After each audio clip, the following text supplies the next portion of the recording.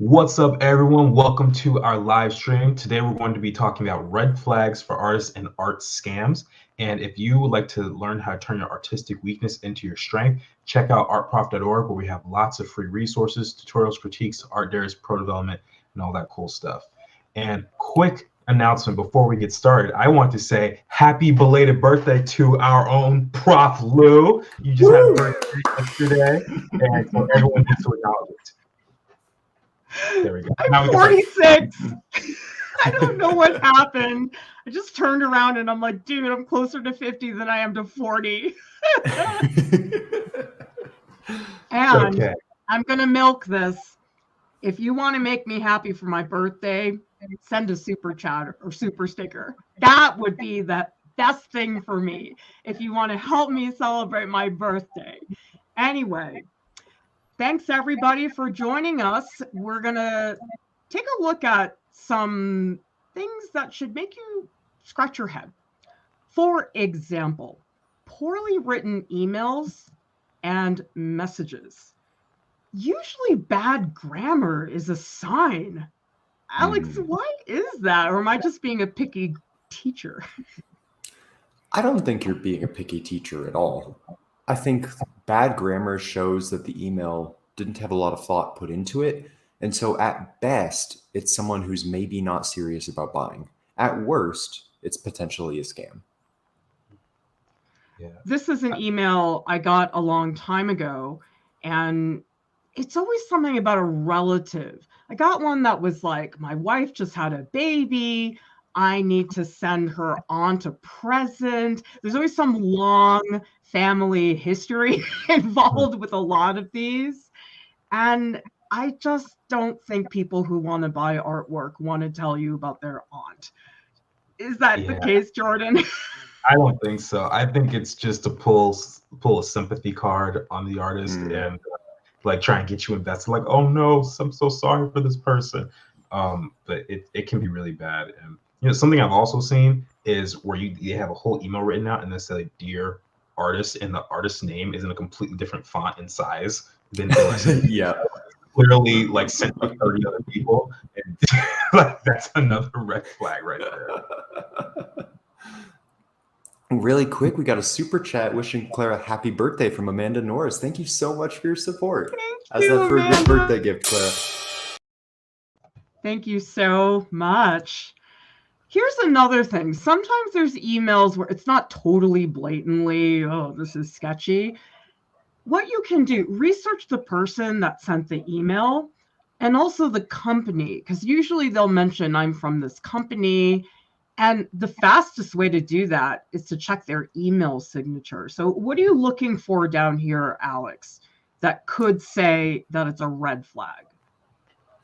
If it's very vague, if there's no deeper information, when one of my pieces won an award, I had a couple like publishing houses reach out. Some of them were very professional. They were courteous. They were specific. They had multiple forms of contact.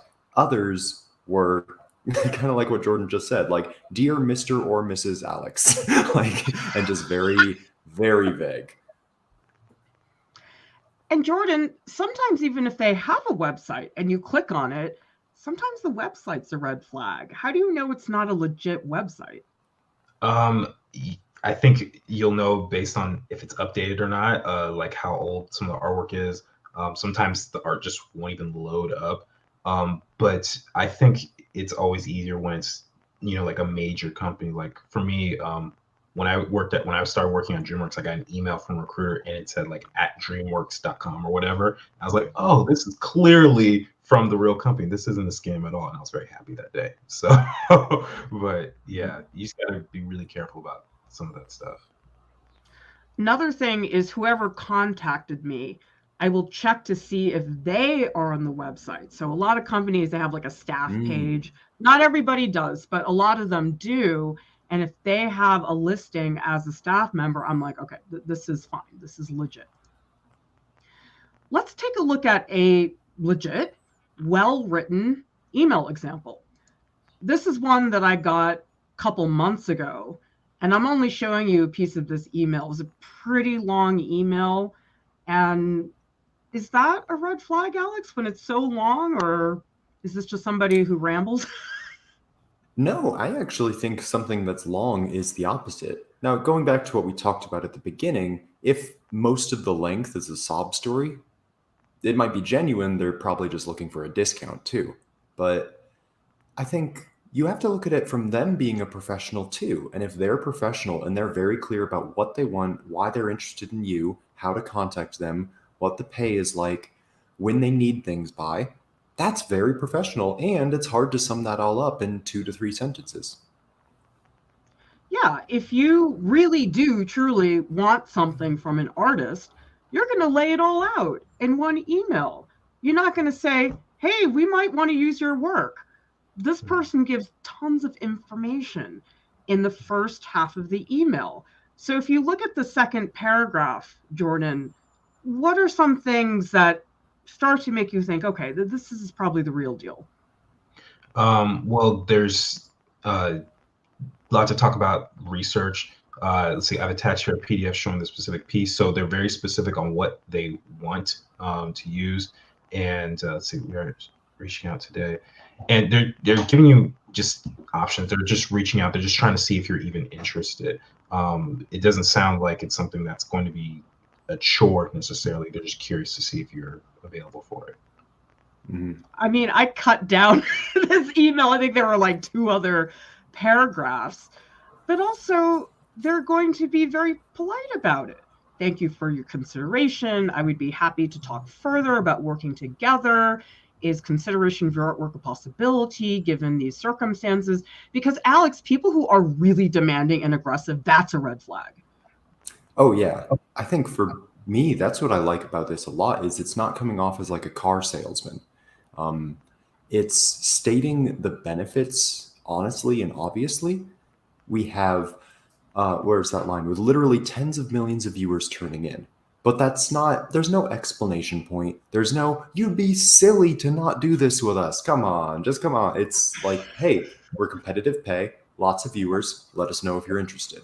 It's very respectful.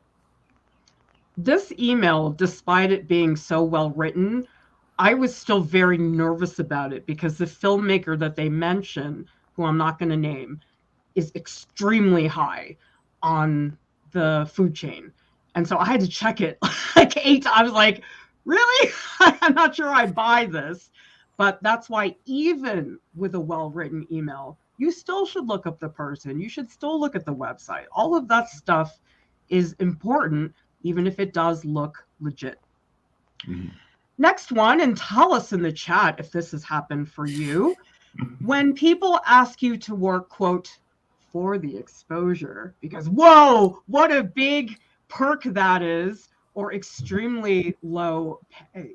For example, this publishing house, we would only be able to offer you $10 to $15 for use of your work. Would you be willing to consider this?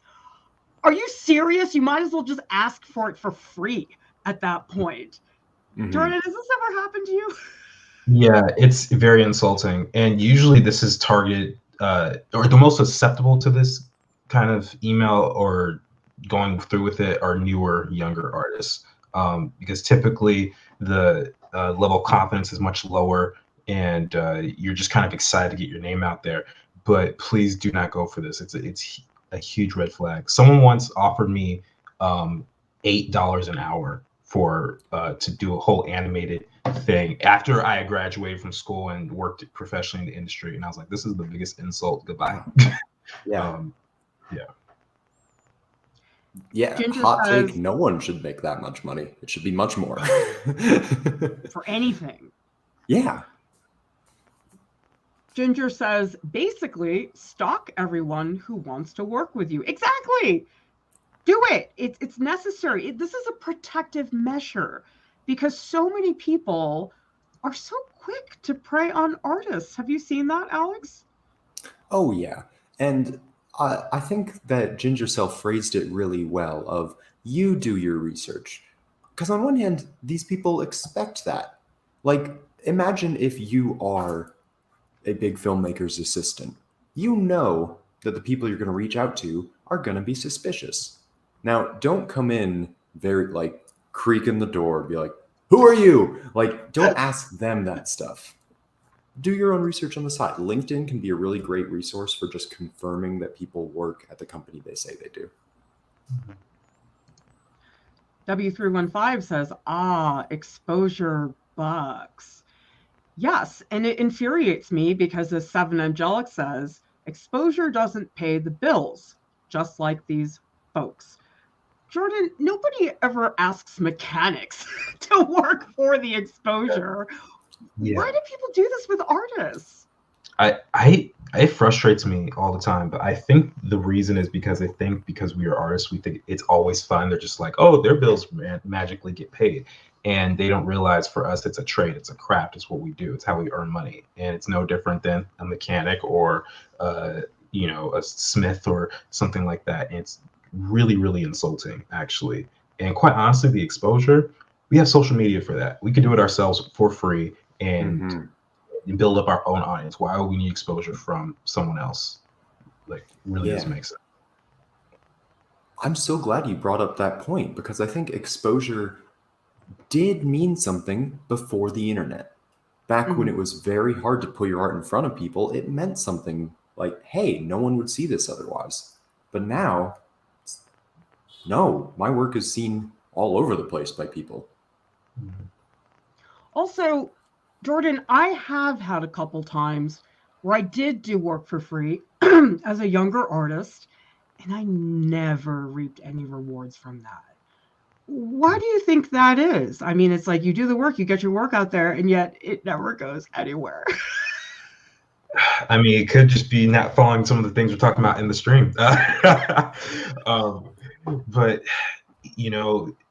sorry to say, it just might be people looking for free work. It might just be people wanting to waste your time.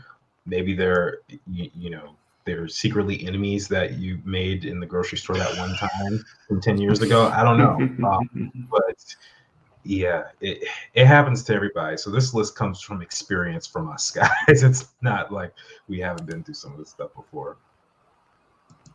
Yeah. I'm bringing up a note by Amanda Norris, which is a really great one that I think a lot of artists get, is if you're not a tattoo artist, someone talking to you saying, hey, I love your drawing, I'm going to use it for a tattoo, or can I use it for a tattoo? Doesn't matter that you're not applying the ink. It's still your piece, and you should be compensated for that. This is a great question from Ginger Cell. Is there ever a time where it's good to work for free? I do it, for example, there was a school district during the pandemic. They needed help training faculty, art teachers in their district for how to do remote learning. Now, the amount of money they offered me was like a quarter what I usually charge, but I talked to her and I knew people were really struggling with remote learning. And I said, you know what, I'll do it. It's fine. Because I just knew how much that was going to benefit those teachers and how they had zero support.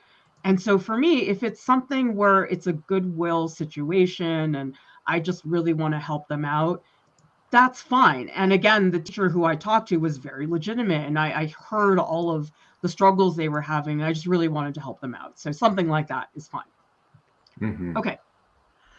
Let's talk about this. Strange payment methods. I once got this person who said they wanted to buy this painting, okay?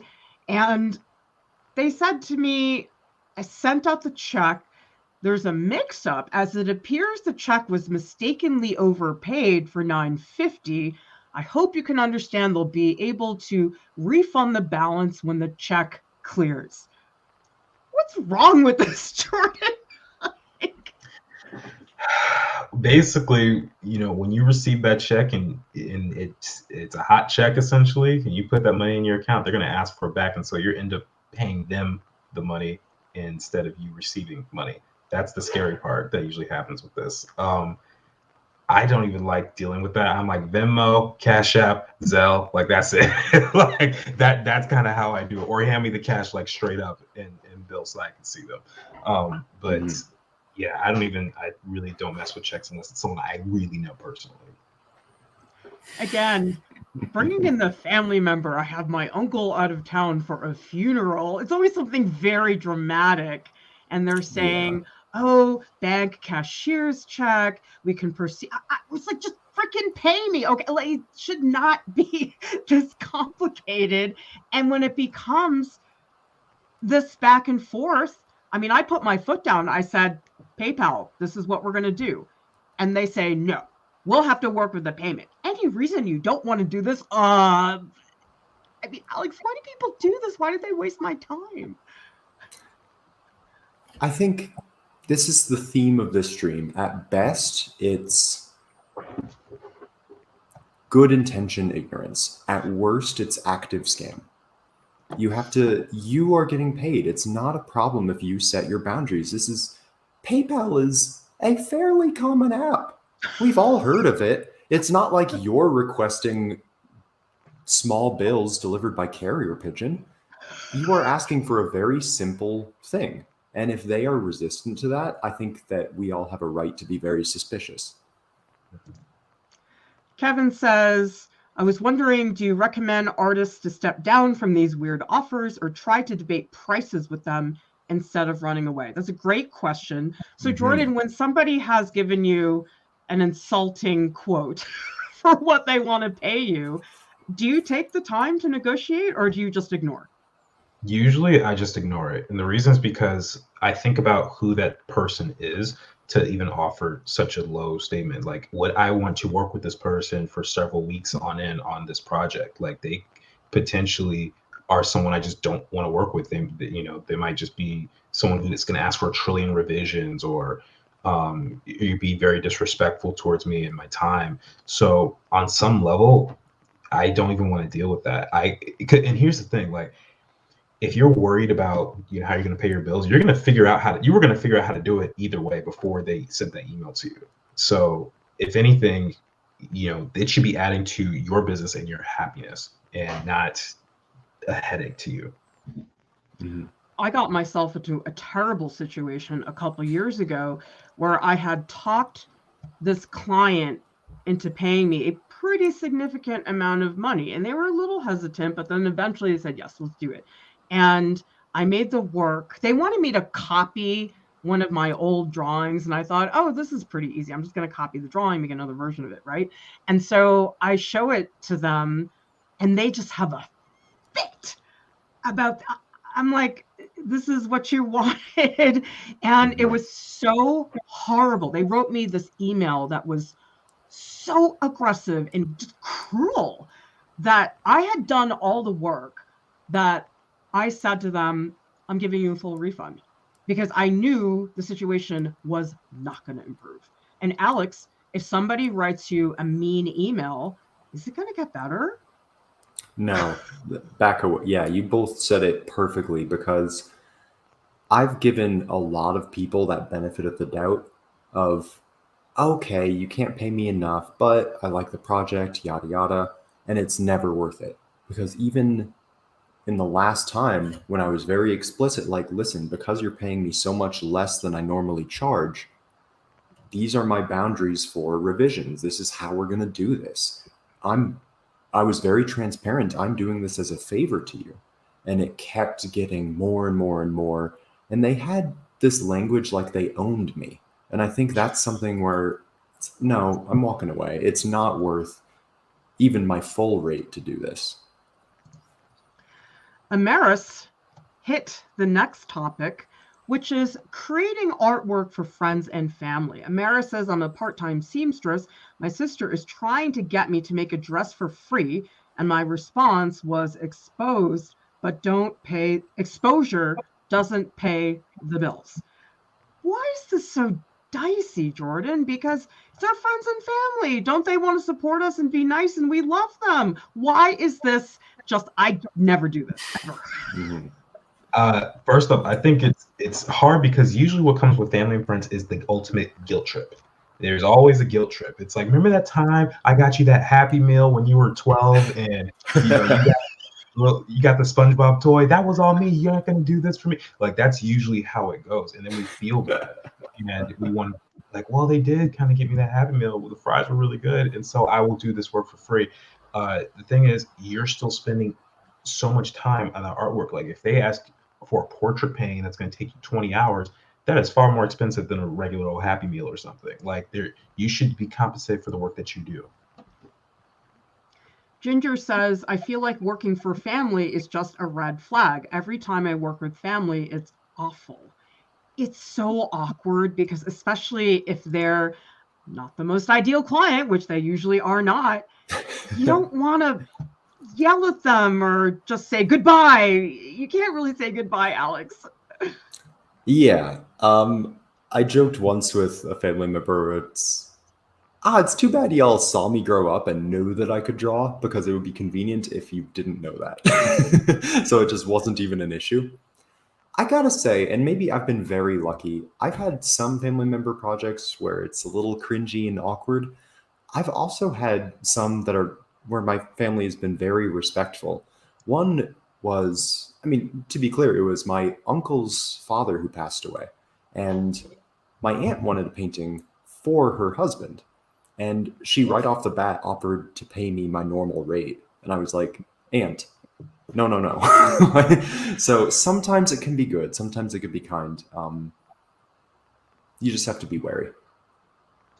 Crispy Paintbrush says, what do you do if you've already made a piece, have an established price, and then they refuse to pay? Ever happened to you, Jordan? I don't know if that's ever really happened to me, because usually whenever I'm asked to do stuff, it's always something new. But if they refuse to pay, don't give it to them. Like, because that situation wouldn't work in any other scenario. Like if you walk into Target and you see that this object is $100 and you say, I got 45, how's that going to do? Like, no, get out of my store. That's what's going to end up happening. And so, if you want a bargain, that's on you, but I wouldn't put that as my first alternative. Crispy, what you can do is ask for a down payment. I never start a job without a down payment. And I always have an agreement that, listen, the down payment, that is non-refundable. No matter what happens, I get at least partially compensated. And so that's a protective measure you can put in. Mm-hmm. Mary's actually giving a great answer to that question of, do you ever do contracts? I include half payment up front and right to refuse the final product. Have kept a lot of problems at bay. That's the thing. You want to be prepped to be able to lawyer up. Now, lawyers are expensive. The closest I had to do once was call a client and say, if I do not receive my payment, I will pursue legal action. Now, thankfully, I never had to, because I think they knew we had already signed a contract. It was already there in stone. So if we walked up in front of Judge Judy, it would be very clear. So having a contract can be the best defense you can have. Well, Anna, you have telepathy because this is one of our next topics. Thank you so much for the super chat.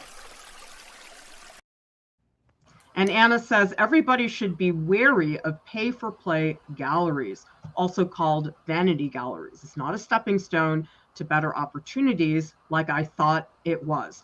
All the stuff we're mentioning, I don't think any of it ever got me something that was worthwhile. And this is very depressing to say, but I think for every 20 offers or opportunities, there's only one that's really worth pursuing. Jordan, why are there just so many crappy ones and so few valid ones?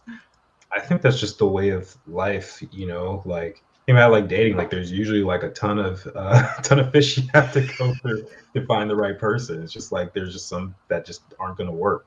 And it's the same with finding a way to start your business with art. There's a lot of people that are just shady and are not going to be looking out for your best interests. Mm-hmm. Annette says, I had a bad experience last year working with a Beverly Hills interior designer. I didn't make any profit, and now I'm scared to get back out there. Any tips, Alex? Because there are some jobs I've done that traumatize me, and I totally feel that. Absolutely. And I know this is a blanket statement, but I've been burned by two kinds of people. The kind of people who are just individuals, and then actually bigger corporations or companies that essentially are just bullies. So I am unfortunately not surprised to hear a Beverly Hills interior designer was trying to scam you out of it. And actually, I'm bringing this up in it because you kind of answered this question a bit of a way that can be helpful when you're asking about art managers or agents. Now, they can be hard to get, and sometimes they can be scammers as well. They can just not be reliable. But if you find a good one, an agent can really help illustrators and artists to suss out any of the sus contacts that you'll have. This is one that I have gotten fairly often. People just ask me for a price list. They want to know what's available. So this person says, I'm keen to purchase a print. Are there any available? Let me know the costs and approximate shipping charges. Usually when people want to buy my work, they're pretty, like this painting of a house. I want to buy that. This sort of blanket, tell me what's available, I think is really fishy. Jordan, why is this fishy? It feels like anything will do when they kind of put this blanket statement, like you got, like they're just looking through and like, you know, or rolling the dice and just like that one right there, versus having a genuine interest in something that you have made or something that they want you to make. So yeah, I'd just be wary. I don't think I've been in this situation particularly though. At least not a serious one. There have been people who are like, oh, I want this, can I have it? I'm like, it's a homework assignment, but whatever, and it never goes further than that. Yeah.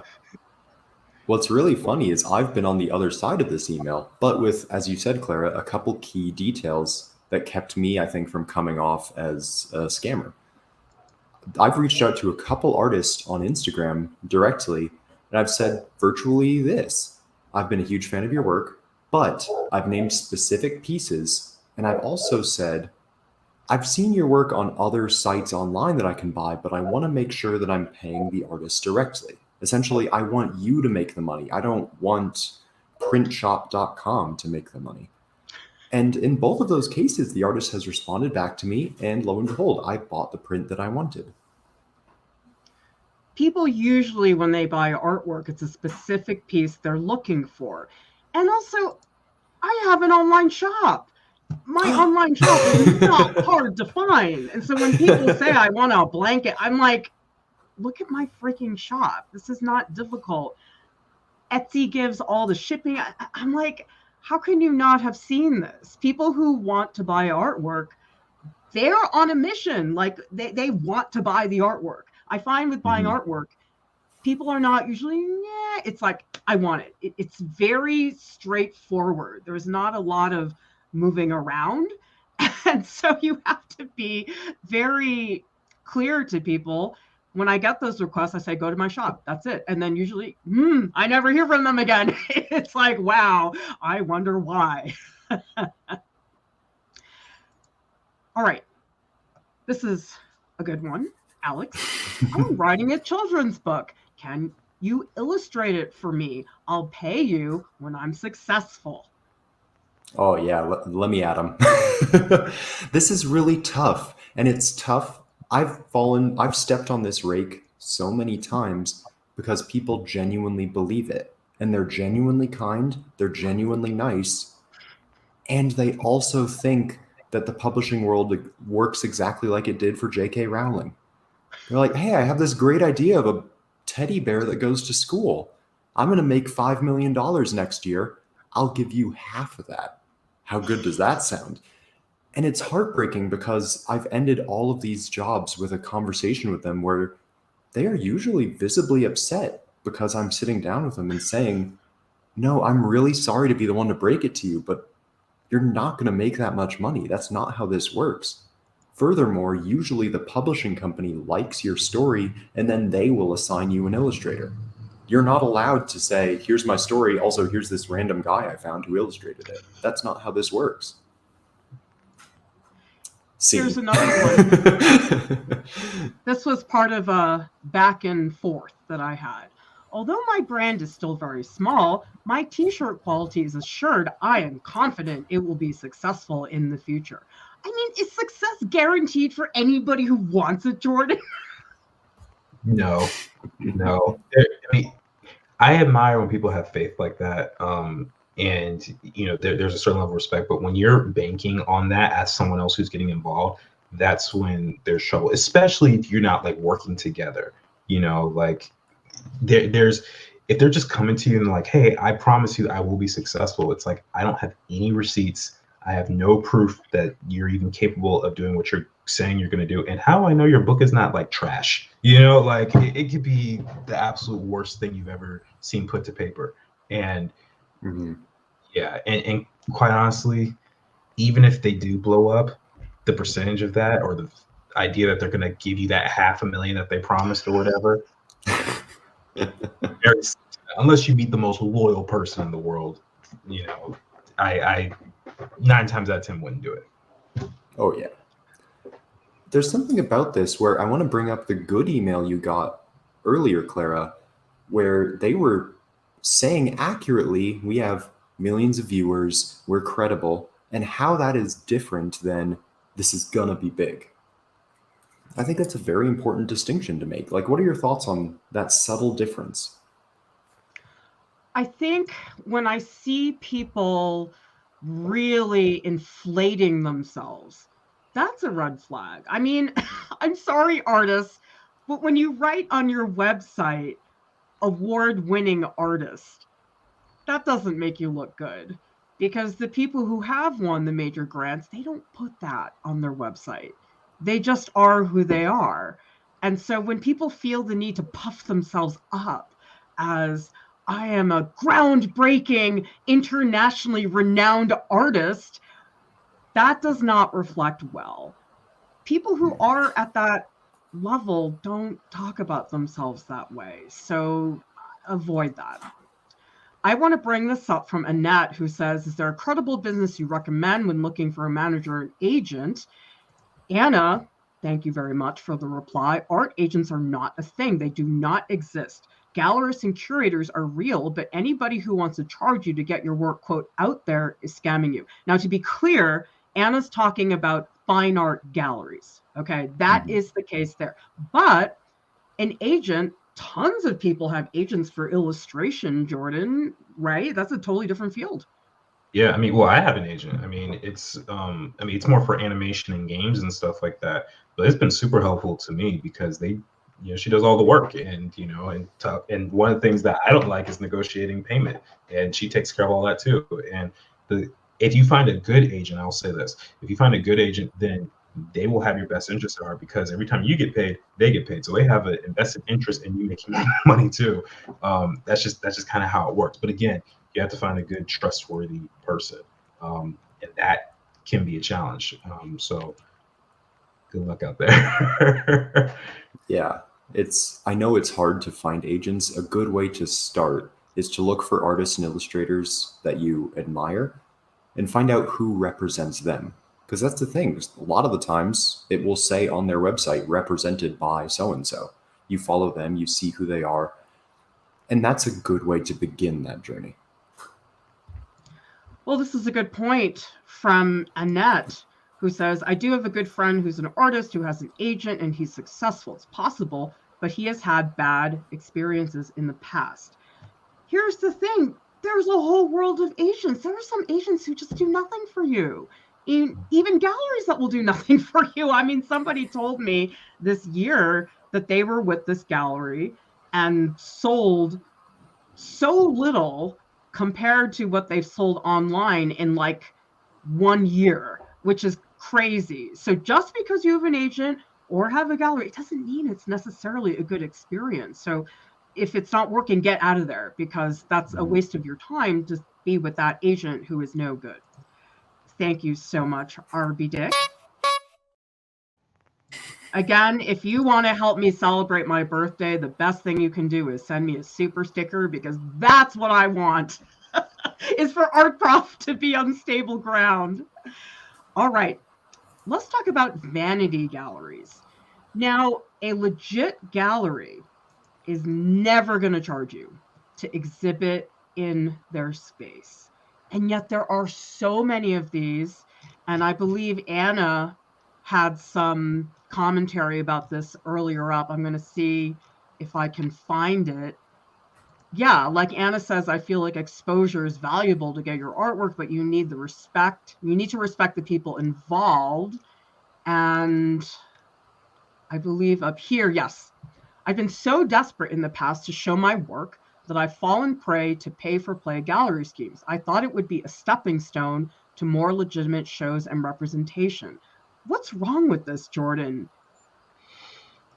I mean, if you're trying to get into a gallery and they're offering to, or they're saying you need to pay, like you have to achieve some sort of status to get to them, it's not a good deal at all, because they're essentially using you, is really what, at the end of the day, is what's happening. And so you need to make sure the deal's working for you. Again, with just like the exposure conversation we had earlier, you can put your own artwork out there. There's YouTube, TikTok, Instagram, you can have your own website. There's so many ways to get it out there.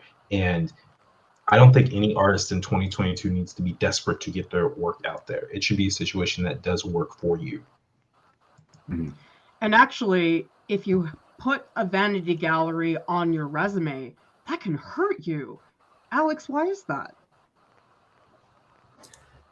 I think because in a tragic way, it shows that you fell for it.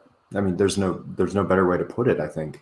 And I think that it's really important to be wary in all of these things, because especially for artists, we've talked about this one way or the other throughout the stream, people either honestly think you enjoy it and don't mind doing it for free, or they're actively and maliciously trying to get money from you. And I think that there's a difference between being overly suspicious of every offer and sheltering yourself in your work, and just asking critical questions in all these situations. To be clear, there are many types of galleries. There are some legit galleries who charge money for specific reasons. So for example, as Andy brings up, is it different for juried shows? When do we know if it's worth submitting to those? Yes, a juried exhibition is a totally different thing. So I've juried shows before, and they bring me in and I judge based on all of the entries, and every artist has to pay, say, $30 to enter that juried show. That's basically so the gallery or nonprofit organization, they can pay the juror. And obviously they have maintenance fees as well, just to keep the gallery up and running. And a lot of these nonprofits, art organizations, they do rely on some of those fees to stay up and running. So if it's a juried show, that's fine. Also, an artist co-op, that's a different thing too, where it's run by these 50 artists and they have to pay a membership fee, let's say $50 a month. Alex, I know you were part of a co-op at one point, right? Correct. And actually, now that I'm back in Colorado, I kind of want to get back into it, because for me, it was a win-win. It was a gallery, but instead of the 50% fee they would normally get, they only took 25% of the sales. However, that extra money was made up where me and the other artists involved did a lot of the maintenance, the receptionist shifts and cleaning and buying supplies and all that. So yeah, the co-op is a very good system if you don't like the idea of a huge split going to the gallery. However, that's a lot of where that split goes. They're paying employees and cleaning and all that sort of thing. Jordan, isn't the basic lowdown here never pay to show your work anywhere? Pretty much, yeah. Don't do that. Again, if you really think about the cost analysis of it all, like, why would you pay to show your work when you can do it for free on your own? Like, when you really think about it from a logical standpoint, it really doesn't make any sense. If someone wants to pay you to put your art out there and showcase it, that's a win for you. And and it'd be a win for them essentially, because they're able to put it in their space. So yeah, think logically about this stuff. Like, really, I know artists, we can get into our emotions a lot sometimes and think, I want to help them, I want to do this and do that, but really sometimes we have to turn that off and think on the business side of our brains. Totally. There's a similar version of the Vanity Gallery, which is a vanity publication. And I did this one time, never again. Nothing happened at all. There are some, the only one I would make an exception for would be New American Paintings. And actually, Lauren was in the recent issue and was able to get some networking and exposure that was actually legit. That is one that I know of. Maybe there are some other ones. But Alex, oh my gosh, the number of illustration societies that have these publications, and they're not cheap. They usually charge you like $100, $200. Why is this so rampant in the illustration world? It's really sad. I was going to submit to one right after school and then found it was $250 to even submit. And it's such an awful scam because these have been going on for decades. I found an old edition at one at a garage sale, and I'm like, oh man, they've been doing this for a long time. And it's awful. And the thing they always sell you on is art directors read this. This is how they find new talent. And look, if you've talked to one art director, they'll tell you, no, I can't go to the grocery store without illustrators giving me mailers. Like they're not taking their time to flip through this. It is, unless this magazine contacts you to illustrate the cover and they are paying you to do that, I don't think they're worth it. Because Clara, every illustrator I've talked to who has been in those has said what you've said. I did it once, wasn't worth it, never again. Yeah, it's very wrong in my opinion because they prey upon young, inexperienced artists who want to put their work out there. And Jordan, people who are in positions to hire you at a legit publications, do they have trouble finding artists to publish? Never. They know who they reach out to. I think what ends up happening is we experience so many bad things when it comes to this, and when the good opportunity comes, it will just stand out. So like you can tell when it's legitimate because everything just feels right. There's no fuss over the payment method or how they're contacting you or any of the scammy weird stuff that we've shown in this presentation so far. It all just kind of fit well. All right, everybody. I hope you will join Alex and I in the Discord right after the stream in the post live streams stage channel. A stage channel session is where you get to talk to us on voice. We love hearing your voices. So join us right after the stream. There are many ways you can support Art Prof. You can make a one-time donation via PayPal because it's my birthday and I need my birthday present from the community. You can enroll in a premium track, work with us closely for 6 weeks. We do offer social media critiques that you can purchase from our website. And thank you to our top Patreon supporters. We have a new supporter this week, Jennifer Roberts. Thank you so much for supporting us on Patreon, but I'm very sad that we lost almost 2 columns on the second slide. That's how many people have canceled. I really don't want the slide to look this empty. So please think about supporting us on Patreon. You get all kinds of perks. You get access in the Discord and newsletters, exclusive content. Is really fun. So sign up to be a Patreon supporter because our goal, not a huge dip, but enough of a dip to make me a little sad. And for my birthday, I would like to not feel sad. Art Prof as a podcast is available on Spotify and also on iTunes. And subscribe to our channel for more art tutorials, critiques, and business tips. Everybody, thank you so much for watching. I'll see you next time. Bye.